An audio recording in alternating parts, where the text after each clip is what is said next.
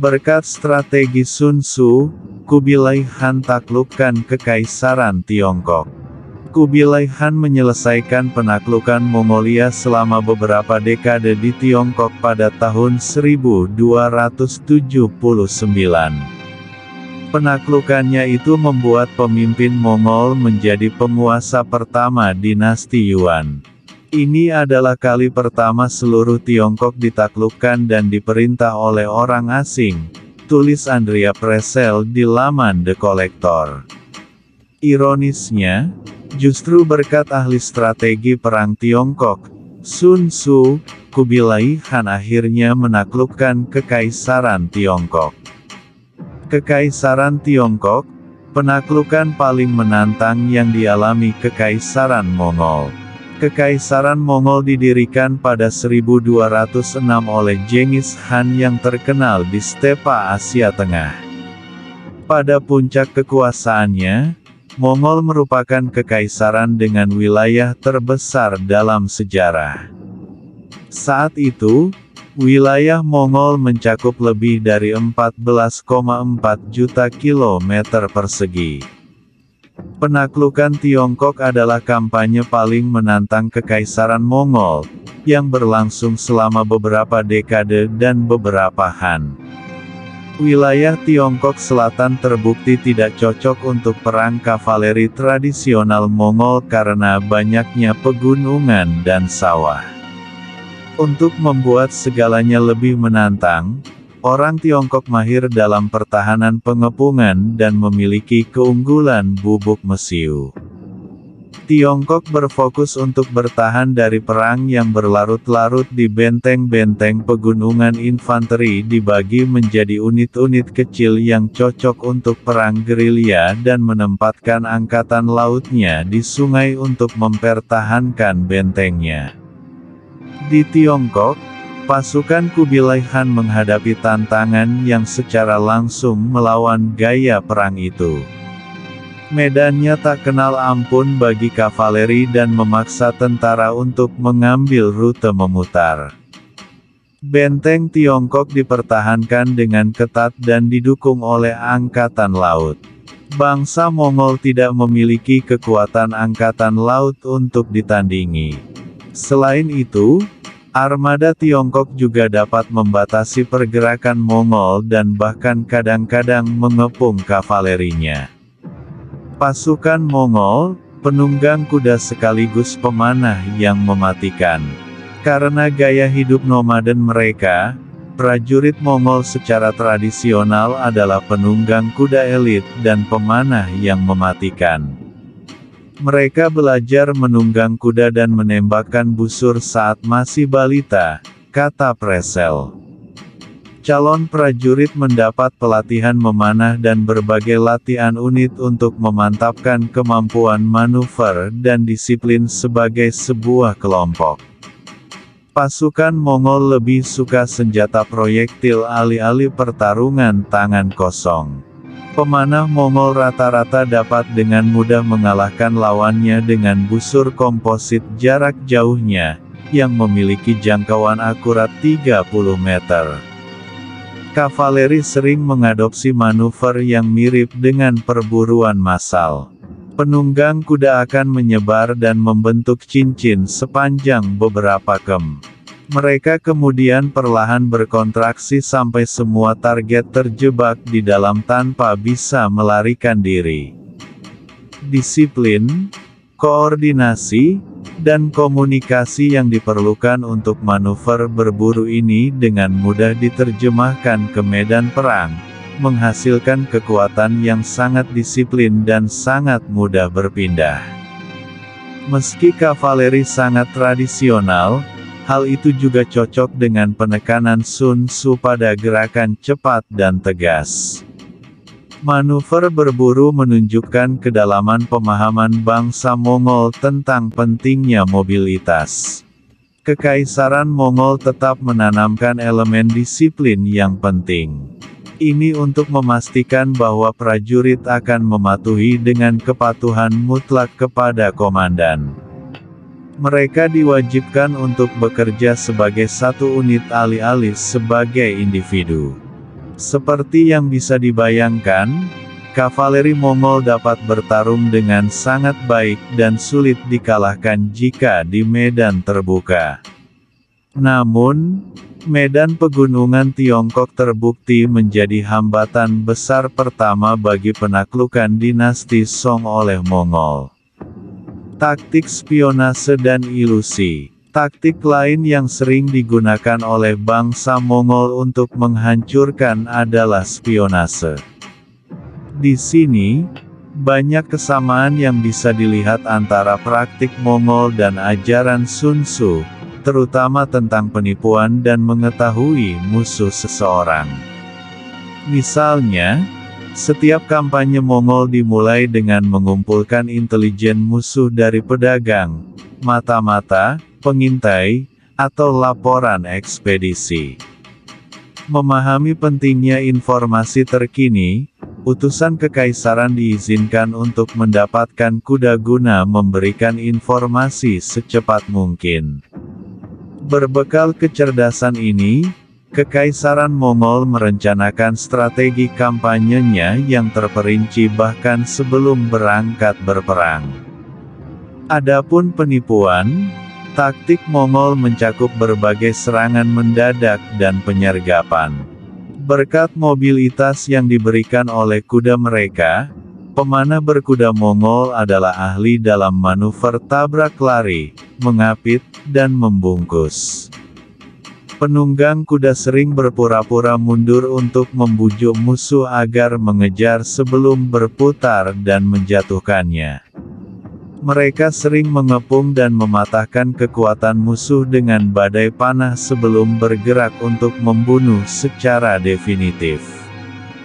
Karena taktik ini, Kekaisaran Mongol tidak membutuhkan jumlah prajurit yang banyak di medan perang. Seperti yang dijelaskan oleh Sun Tzu, penipuan adalah cara yang luar biasa untuk mengganggu keseimbangan kekuatan yang asimetris. Taktik ini juga meminimalkan kerugian. Sadar akan perang psikologis, Kekaisaran Mongol terkenal sering membantai kota-kota yang ditaklukkan untuk mencegah perlawanan lebih lanjut. Mereka juga menggunakan propaganda untuk membesar-besarkan ukuran pasukannya. Ketika bangsa Mongol menginvasi Sichuan pada tahun 1258, Sang Han menyebarkan desas-desus bahwa 40.000 pasukannya sebenarnya berjumlah 100.000. Mereka secara teratur menggunakan akal-akalan untuk membingungkan musuh. Juga dengan cepat memanfaatkan pertikaian internal di antara barisan musuh. Perkembangan tentara Mongol, dengan kavaleri dan perencanaan yang cermat, Kekaisaran Mongol menciptakan kerajaan yang luas. Ketika Kekaisaran Mongol berkembang, karakter militernya juga ikut terpengaruh. Genghis Khan pertama kali memulai proses transformasi militer dengan mengonsolidasikan Konfederasi Mongolia yang longgar menjadi tentara. Dia mengatur pasukannya di sepanjang garis desimal 10, 100, 1000, dan 10.000. Tentara dikerahkan dalam 3 korps fleksibel, sayap kanan, tengah, dan sayap kiri. Setelah menaklukkan suatu wilayah, Kekaisaran Mongol meninggalkan pasukan militer untuk mengamankan wilayah tersebut dan memperluas pengaruh Mongolia. Pasukan beragam Kublai Khan membutuhkan organisasi yang jauh lebih banyak daripada pasukan pendahulunya. Orang-orang dari wilayah yang ditaklukkan diserap sebagai infanteri untuk mendukung kavaleri Mongolia. Mereka digunakan sebagai insinyur untuk meningkatkan kemampuan Mongol dalam pengepungan dan membangun jalan untuk memudahkan logistiknya. Kekaisaran Mongol mengintegrasikan berbagai keahlian yang dimiliki oleh berbagai bangsa, memungkinkan masing-masing untuk berperang dengan cara tradisional mereka. Karena praktik ini, tentara diperluas untuk mencakup kavaleri berat, pasukan kejut, infanteri reguler, korps zeni, dan bentuk lain dari pasukan non-nomaden. Dalam penaklukan Tiongkok, praktik ini menjadi kunci sukses bagi Kubilai Khan ketika berperang di medan yang tidak menguntungkan. Kubilai Khan dan strategi kemenangan kepemimpinan. Sementara Kekaisaran Mongol terkenal dengan kavaleri nomadennya, kapasitas strategisnya tidak boleh diremehkan. Pasukannya sangat berkembang, disiplin, dan menggunakan struktur tradisionalnya di samping cara-cara perang yang diadopsi untuk efek yang luar biasa. Jauh dari gerombolan perampok yang tidak terorganisir, Kekaisaran Mongol dengan cerdas merencanakan dan mengatur setiap kampanye. Strategi Mongolia biasanya terungkap sebagai berikut: setelah mengumpulkan intelijen dan mengorganisir pasukannya, Kekaisaran Mongol menyatakan perang.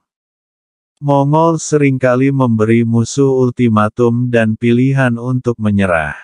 Itu menentukan strategi kampanyenya di Dewan Perang.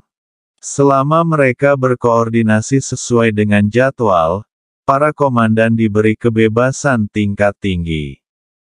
Karena kavaleri mereka, strategi Mongol jelas memiliki komponen sentral dalam mempertahankan dan memanfaatkan mobilitas.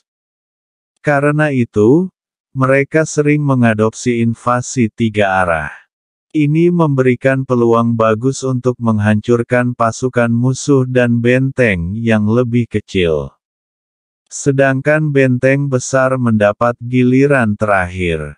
Begitu pasukan lapangan dihancurkan, bangsa Mongol dapat mengepung kota-kota dengan santai. Bangsa Mongol menargetkan para pemimpin musuh.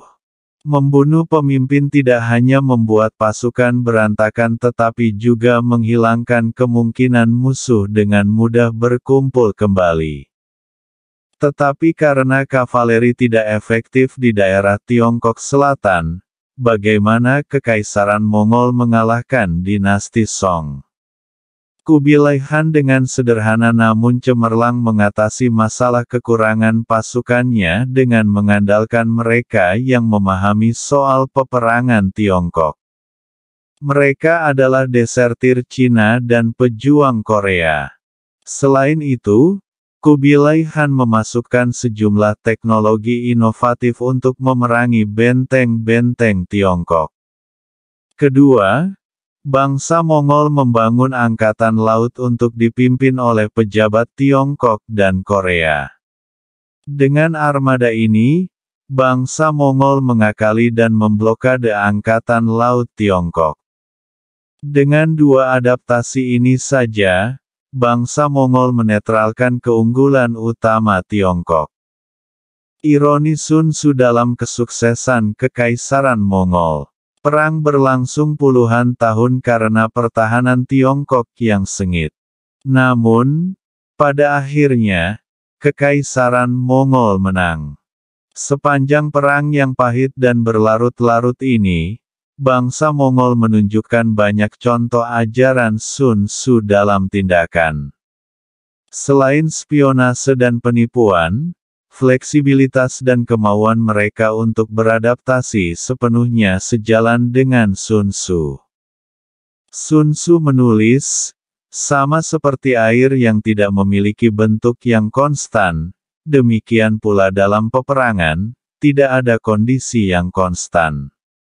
Seseorang yang dapat memodifikasi taktiknya dalam hubungannya dengan lawannya. Bila berhasil menang, ia dapat disebut kapten kelahiran surga. Dengan kemauan Mongol untuk mengadopsi teknik dan taktik baru sesuai kebutuhan, membuat cara berperang mereka jauh lebih kuat.